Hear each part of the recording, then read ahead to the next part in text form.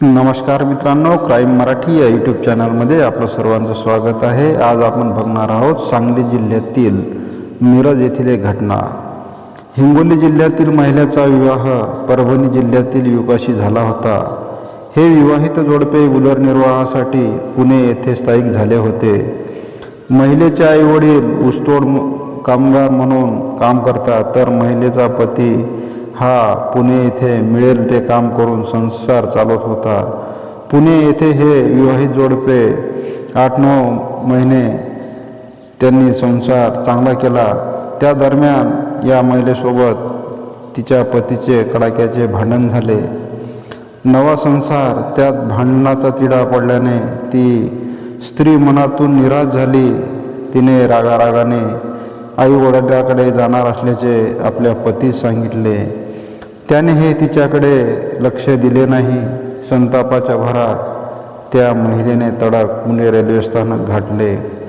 दरम्यान तिचे आईवडील कराड परिसरात ऊसतोडीकरिता आले होते, त्यामुळे तिने रात्रीच महालक्ष्मी एक्सप्रेस गाडी गाठली। त्या महिलेचा प्रवास सुरू झाला। प्रवासात ती अधूनमधून कराड रेल्वे स्थानक कधी येते याची वाट पाहत होती। दिवसभरात कामाचा थकवा, पतीसोबत झालेले भांडण आणि त्यामध्ये तिने जेवणसुद्धा केले नव्हते, त्यामुळे पहाटे 3च्या नंतर त्या महिलेला रेल्वेमध्ये गाढ झोप लागली। ती महिला मिरज रेल्वे स्थानक आल्यानंतरच जागी झाली। तेव्हा तिने आपल्या जवळच्या प्रवाशांना विचारले की कराड रेल्वे स्थानक कधी येणार आहे। तेव्हा ते म्हणाले, कराड तर कधीच येऊन गेलंय, आता तुम्ही मिरज रेल्वे स्थानकावर आलेले आहात। आता तुम्ही इथेच उतरा आणि पुन्हा सकाळी कोयना एक्सप्रेस आहे त्या गाडीने कराडला जा, नाहीतर इथूनच थोड्या अंतरावर एसटीचं बसस्टँड आहे, तेथून बसने कराडला जाऊ शकता, असा तेथील त्या प्रवाशांनी तिला सल्ला दिला। तरी तिथपर्यंत जाण्यासाठी तिच्याकडे पुरेसे पैसे नव्हते आणि पोटात भुकेने ती व्याकुळ झाली होती। तिची बेचैनी वाढू लागली।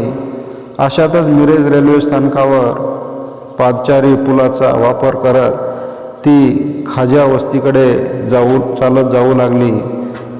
आता जायचे कुठे हेही तिला समजत नव्हते। ती इकडे तिकडे पाहत चालत होती आणि तेवढ्यात तिला एक इसम भेटला। तो मोटरसायकलवरून चालला होता। त्याने त्या महिलेकडे पाहिले।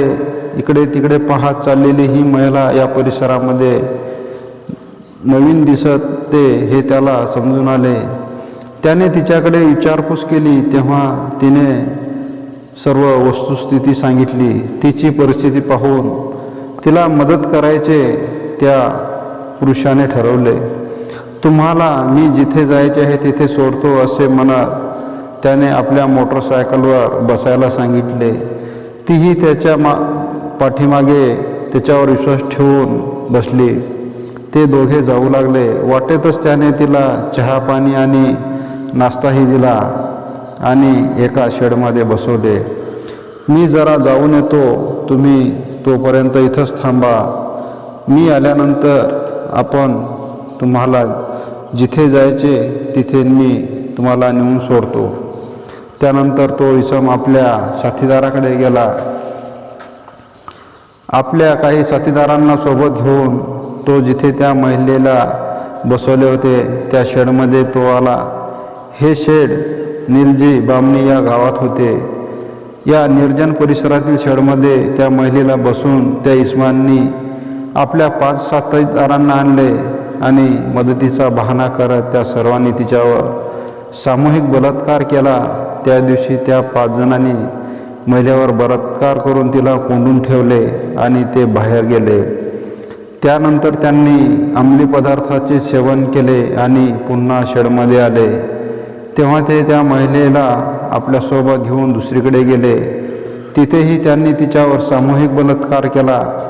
अशा प्रकारे वेगवेगळ्या ठिकाणी नेऊन ते 5ही जण तिच्यावर वारंवार बलात्कार करू लागले। ती महिला पुरती खचली होती.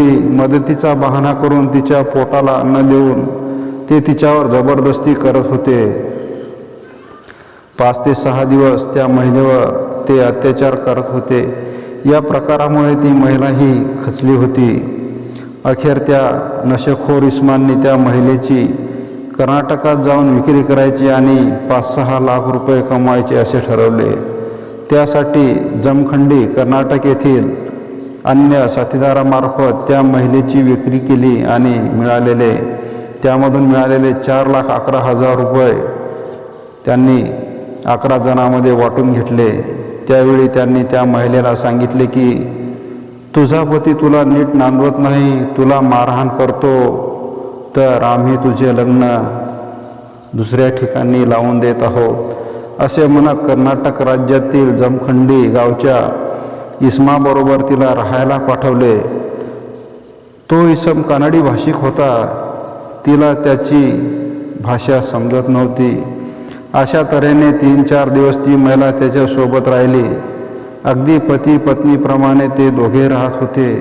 त्या दरम्यान आपल्याशी भांडून आपली पत्नी रागाने आई वडिलाकडे महालक्ष्मी एक्सप्रेसने गेल्याचे पतीला माहीत होते.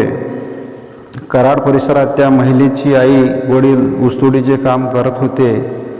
त्याने काळजीपोटी ती व्यवस्थित पोहोचली की नाही याची चौकशी तिच्या आईवडिलाकडे केली, पण ती आपल्याकडे आली नसल्याचे तिच्या आईवडिलांनी सांगितले. पतीने अन्य ठिकाणीही तिची चौकशी केली असता त्याला तिचा पत्ता लागेना म्हणून त्याने पुणे बिबवेवाडी पोलीस ठाण्यात पत्नी हरवल्याची तक्रार दिली. पोलिसांनी शोधकाम सुरू केले. इकडे जमखंडीत ती विवाहित महिला कानडी इसमासोबत राहत होती. त्याला आपल्याबरोबर काय प्रसंग भेटला आहे रडून मराठी भाषेमध्ये सांगत होती. त्याला तिची भाषा समजत नसल्याने त्याने एक दुभाषी आणला आणि त्या इसमाच्याकडून त्याने तिची सारी कहाणी ऐकली. ती कहाणी ऐकून त्या कानडी इसमास धक्काच बसला. आपण पुरते फसलो आहोत हे त्याला समजून आले. तेव्हा त्या कानडी इसमाने महिला विक्री करणाऱ्या मध्यस्थ महिलांना बोलावून घेतले आणि त्यांनी सांगितले की तुम्ही माझी फसवणूक केली आहे, तुम्ही माझ्याकडून घेतलेले 4 लाख रुपये परत करा. तेव्हा त्या मध्यस्थ महिलेंनी व तिच्या इतर पुरुष साथीदारांनी त्या विवाहित महिलेला मिरजेत आणले. हे सारे मध्यस्थ मराठीत बोलत होते. त्या महिलेने त्यांच्यातील एकाकडे फोन मागितला. त्यांनी फोन दिला असता त्या विवाहित महिलेने तिच्या पतीस पुणे येथे फोन लावला आणि आपण मिरज येथे आहे असे सांगितले. तेव्हा तिच्या पतीने तडक बिबवेवाडी पोलीस ठाणे गाठले आणि आपली पत्नी मिरजेत आहे असे सांगितले. त्यावेळी तात्काळ ॲक्शन घेत पोलिसांनी त्या महिलेचा पती मिरज येथे आले. त्या महिलेस सुरक्षितरित्या ताब्यात घेतले आणि बिबवेवाडी पोलीस ठाण्यात आणले. बिबवेवाडी पोलीस ठाण्यात येताच त्या महिलेला रडू कोसळले आणि तिने आपबीती सांगितली. तसेच आपणास 4 लाख रुपयात विकल्याचेही तिने सांगितले. बिबवेवाडी पोलिसांनी तत्काळ या महिलेची सविस्तर तक्रार नोंदवून घेतली आणि विविध कलमानुसार गुन्हा दाखल करण्यात आला. सांगलीचे जिल्हा पोलीस अधीक्षक अप्पर पोलीस अधीक्षक यांनी विवाहितीवर सामूहिक बलात्कार व तिची विक्री प्रकरणाचे गांभीर्य पाहता सर्व संशयितांच्या मुसक्या आवळण्याचे आदेश महात्मा गांधी चौक पोलीस निरीक्षक यांनी दिले. पोलीस निरीक्षक यांनी संशयाबाबत सर्व माहिती घेऊन पथके रवाना केली आणि पहिल्याच दिवशी 7 संशयित जेरबंद केले आणि दुसऱ्या दिवशी 2 संशयित जेरबंद केले. या सर्वांना मिरज न्यायालयाने 5 दिवसाची पोलीस कोठडी सुनावली आहे. पोलीस निरीक्षक सुधीर भालेराव, सहाय्यक पोलीस निरीक्षक नितीन कुंभार व त्यांच्या सहकाऱ्यांनी पीडित विवाहित महिलेबाबत ज्या ठिकाणी 5 ते 6 दिवस सामूहिक बलात्कार झाला त्या घटनास्थळांचे पंचनामे केले. तसेच ज्या ठिकाणी त्या महिलेची विक्री केली ते ठिकाण जामखंडी, तसेच याबाबत झालेला 4 लाख रुपयांचा व्यवहार ज्यांनी केला ते सहभागी संशयित तसेच त्याबाबतचे योग्य ते साक्षीदार व पुरावे हस्तगत केले आहेत. या घटनेतील 2 संशयित परांगत आहेत. त्यांचा शोध सुरू असल्याबाबत पोलीस निरीक्षक सुधीर भालेराव यांनी यावेळी माहिती दिली आहे. पीडित महिलेला योग्य तो न्याय मिळण्याबाबत सांगलीचे पोलीस अधीक्षक संदीप घुले, अप्पर पोलीस अधीक्षक रितू खोखर यांनी वारंवार सूचना दिलेल्या आहेत. याचा परिणाम पाहता गुन्ह्यातील 9 आरोपी जेरबंद करण्यात सांगली जिल्हा पोलिसांना यश प्राप्त झाले आहे.